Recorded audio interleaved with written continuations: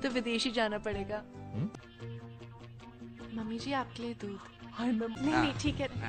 भाभी भाभी हाँ सब साथ में जाइए। मेरा है टीवी पे, आप सबका चेहरा नहीं है। Kali ini India kembali meluncurkan film yang berbau tentang the power of woman. Iya, film ini mengisahkan tentang seorang wanita cantik bertubuh ramping yang berhasil menipu banyak pria kaya raya. Dolly bersama keluarga palsunya berhasil menjalankan rencana mereka dengan mulus untuk merampas harta benda milik keluarga suami-suaminya.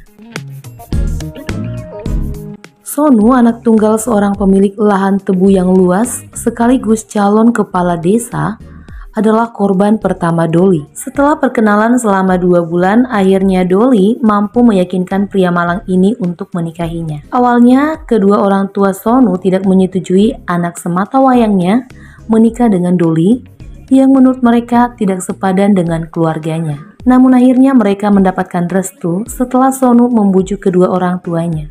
Setelah melangsungkan pertunangan, waktu yang ditunggu-tunggu pun tiba. Akhirnya Dolly dan Sonu pun menikah. Pernikahan mereka cukup meriah. Sonu tampak sangat bahagia saat itu.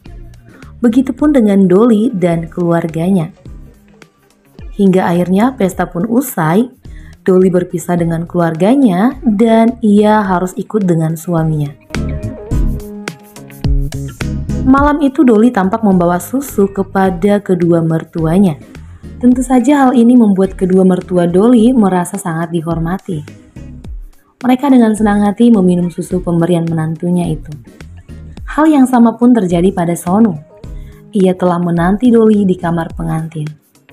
Dan saat Dolly menawarkan susu putih, Sonu langsung menghabiskannya. Dan tibalah saatnya untuk tidur. Sonu berusaha melakukan negosiasi dengan istrinya, namun Dolly menolaknya. Ia mengaku sedang berpuasa dan Dolly pun langsung tidur. Pagi hari tampaknya keluarga tuan tanah ini sangat terlelap dalam tidur hingga mereka terbangun kesiangan. Diawali dengan Sonu yang terbangun dan menemukan tak ada Dolly di sampingnya. Ia syok dan segera bergegas ke kamar orang tuanya. Ia pun menanyakan keberadaan Dolly. Kedua orang tua itu pun bangun. Saat Sonu tengah meributkan tentang keberadaan istrinya, ayah Sonu sadar bahwa lemari perhiasan mereka sudah terbuka lebar. Dan, ya, perhiasan-perhiasan milik istrinya telah raup. Mereka sangat kaget dengan hal ini. Sonu yang belum mempercayai tuduhan kedua orang tuanya pun bergegas menuju rumah mertuanya. Sayangnya saat ia tiba di sana, ia tidak menemukan batang hidung satu orang pun dari anggota keluarga Dolly. Ia sangat sedih, lalu ia pun memutuskan untuk melaporkan perihal itu kepada pihak yang berwajib. Saat Sonu melaporkan tentang berita kehilangan istrinya itu, pihak kepolisian malah terkekeh-kekeh dengan kejadian yang menimpanya. Wajar saja karena saat mereka meminta foto istrinya sebagai barang bukti untuk mempermudah pencarian, Sonu malah tak memiliki satupun foto Dolly. Dan singkat cerita, akhirnya kepala kepolisian mengutus Robin, seorang intel, untuk mencari keberadaan Dolly. Selanjutnya, Dolly yang saat itu sudah menjadi buronan pihak kepolisian tengah bersenang-senang dengan keluarga palsunya. Setelah mendapatkan harta benda dari keluarga Sonu, mereka memutuskan untuk kabur dari tempat itu dan mencari tempat baru dan pastinya korban baru. Ia kembali melakukan aksi yang sama dengan timnya yang solid dan kompak. Mereka mampu mengelabuhi korban-korban mereka. Pendekatan, menikah, kabur dengan harta benda, dan kembali mencari korban. Itulah hal yang dilakukan Dolly secara terus-menerus.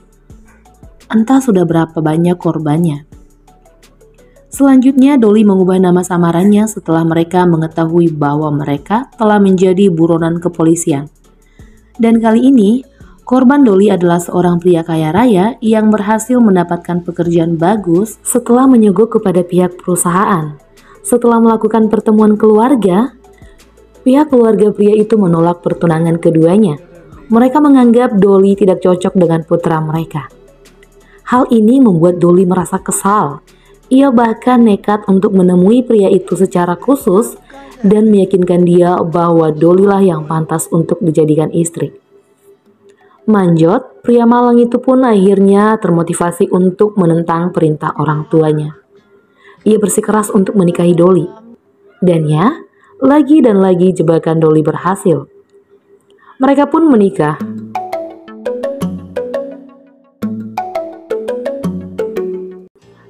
Usai pernikahan keduanya, Dolly akan melakukan ritual malamnya, yakni memberikan obat tidur pada susu untuk keluarga sang suami. Namun kali ini tampaknya ada yang berbeda. Saat mereka tengah bersiap-siap untuk tidur, tiba-tiba ada tamu. Sonu, pria yang pernah menikah dengannya. Namun bukan hal yang sulit bagi seorang Dolly untuk mengatasi masalah ini. Dengan wajahnya yang polos, ia bisa meluluhkan hati Sonu. Sonu yang saat itu menyamar sebagai paman Dolly diizinkan untuk menginap di rumah Manjot. Manjot yang sudah bersiap-siap dengan malam pertama mereka, dan Sonu yang menunggu waktu yang tepat untuk membawa Dolly kembali ke kampungnya, tampaknya harus menelan pil pahit. Saat mereka terbangun keesokan harinya, mereka tidak menemukan Dolly di tempat itu. Sari-sari mahal milik Ibu Manjot dan perhiasan-perhiasan yang ada di lemari telah hilang diangkut oleh Dolly dan keluarganya. Tentu saja keluarga Manjot menyalahkan Sonu yang saat itu mereka anggap sebagai paman Dolly untuk mempertanggungjawabkan masalah ini. Namun akhirnya Sonu jujur tentang bahwa ia merupakan salah satu korban dari Dolly. Dan kini Sonu tak sendiri untuk melaporkan kejahatan yang telah dilakukan oleh Dolly. Berita tentang kejahatan yang dilakukan oleh Dolly kini menyebar luas, bahkan telah diberitakan lewat televisi. Melihat hal itu, Dolly dan keluarga palsunya sudah mulai merasa terancam. Dan kembali mereka mencari tempat lain yang mereka rasa lebih aman untuk melakukan aksinya. Dan kali ini mereka mendapat kabar bahwa pangeran sedang mencari kandidat untuk dijadikan sebagai istri. Ini adalah kesempatan emas bagi mereka. Dolly dan komplotannya telah tiba di istana. Setelah dicecar beberapa pertanyaan oleh sang pangeran, akhirnya sang pangeran pun meminta Dolly untuk melihat tamu spesial lain di istana itu. Dan mereka adalah Sonu dan Manjot. Seketika ekspresi keluarga ini pun berubah menjadi panik. Tak cukup sampai di situ, Robin, si polisi yang dipercaya untuk menghandle kasus ini pun muncul. Dan segera Robin meminta para anggotanya untuk membawa mereka ke dalam mobil polisi. Saat perjalanan menuju kantor polisi, Dolly dan Robin kembali teringat akan masa lalu mereka. Ya, Dolly dan Robin ternyata sudah saling mengenal. Dan bahkan mereka adalah mantan kekasih. Dolly dan Robin sempat berjanji untuk kawin lari. Dolly yang telah percaya dengan Robin telah menanti pria itu di terminal. Namun janji hanyalah tinggal janji, Robin tak muncul. Ia mengingkari janjinya untuk kawin lari dengan Dolly. Dan pada pertemuan mereka kali inilah, akhirnya Robin menjelaskan bahwa ia melakukan hal itu dulu karena ia tidak ingin mengecewakan orang tuanya. Saat ia tahu bahwa kedua orang tuanya tidak merestui hubungan Robin dan Dolly, pria ini pun menuruti perintah kedua orang tuanya untuk meninggalkan Dolly. Singkat cerita, semua anggota keluarga Dolly terbebas dari hukuman dan tinggallah Dolly seorang diri di dalam penjara. Siapa sangka Robin malah membatalkan hukuman untuknya dan ia malah menikahi Dolly. Namun Dolly tetaplah Dolly, wanita yang tercipta untuk tidak mengenal cinta. Setelah sah menikah dengan Robin, ia malah meninggalkan pria itu. Ia meninggalkan surat sebagai tanda perpisahannya dengan pria yang telah membuatnya mati rasa. Dan Dolly kembali bersama dengan keluarga palsunya dan melanjutkan misi mereka, yaitu menipu pengantin-pengantin pria kaya raya lainnya.